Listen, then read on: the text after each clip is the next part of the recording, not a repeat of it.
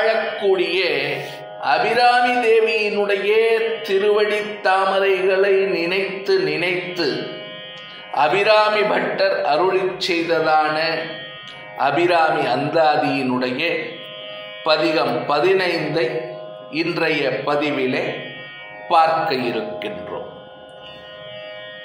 தன்னழிக்கென்று முன்னே பல கோடி தவங்கள் செய்வார், மண்ணளிக்கும் செல்வமோ பெறுவார், மதிவானவர் தம் விண்ணளிக்கும் செல்வமும் அழியாமுத்தி வீடும் அன்றோ, பண்ணளிக்கும் சொல் பரிமள யாமலை பைங்கிளியே.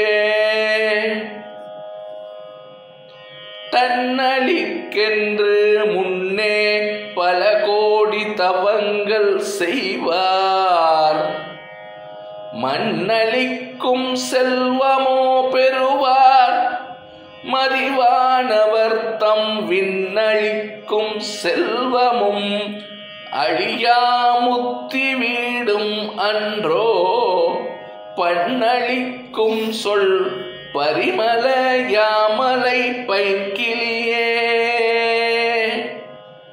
என்பதாக இந்த 15வது பதிகம் அமைந்திருக்கிறது. பொருள் விளக்கம் இப்படி இருக்கிறது. அபிராமி பிராட்டியே, அன்னையே, இனிய இசையை மொழியாக பேசும் பரிமள திருமேனியுடைய பைங்கிளியை போல் திகழும் அபிராமி பிராட்டியே, நின் திருவருளை நாடி கோடி தவங்கள் செய்தவர்கள் இந்த உலக ஆட்சி ஒன்றை மட்டுமா பெறுகிறார்கள்? திவ்ய நலமருளும் தேவர் உலகை ஆளும் பேற்றினையும் முக்தியை அடையக்கூடியதான பேற்றினையும் அல்லவா பெறுகிறார்கள். சிறந்த தேவேந்திரன் ஆட்சி செய்யக்கூடிய விண்ணுலக போகத்தையும் பெறுகிறார்கள். அழியாத முக்தி பேற்றையும் கூட அடைகிறார்கள் என்பதாக இந்த 15வது பதிகத்தினுடைய பொருள் விளக்கம் அமைந்திருக்கிறது. மற்றும் ஒரு முறை பாடலை பார்ப்போம்.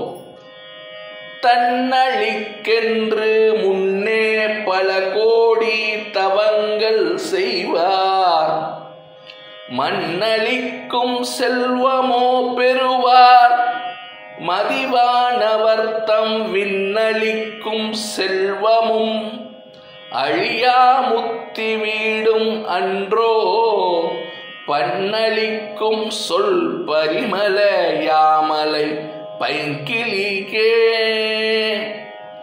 இந்த அபிராமி பட்டர் அருளிச் செய்திருக்கக்கூடிய அபிராமி அந்தாதியினுடைய 15வது பதிகத்தை பொருள் விளக்கத்துடன் ஆழ்ந்து அனுபவித்து கேட்பவர்கள் பிராட்டியினுடைய பேரருளை அடைகிறார்கள். நிறைவான செல்வமும் பேரின்ப நிலையையும் அடைகிறார்கள் என்பதாக இந்த பாராயண பலனை சொல்லி வைத்திருக்கிறார்கள் நம்முடைய முன்னோர்கள். இந்த பதிகத்தை கேட்போம், அபிராமி பிராட்டியை வணங்குவோம், அருள் பெறுவோம். லோகா சமஸ்தா சுகினோ பவந்து. ஜெய் ஸ்ரீராம், ஜெய் ஹிந்த்.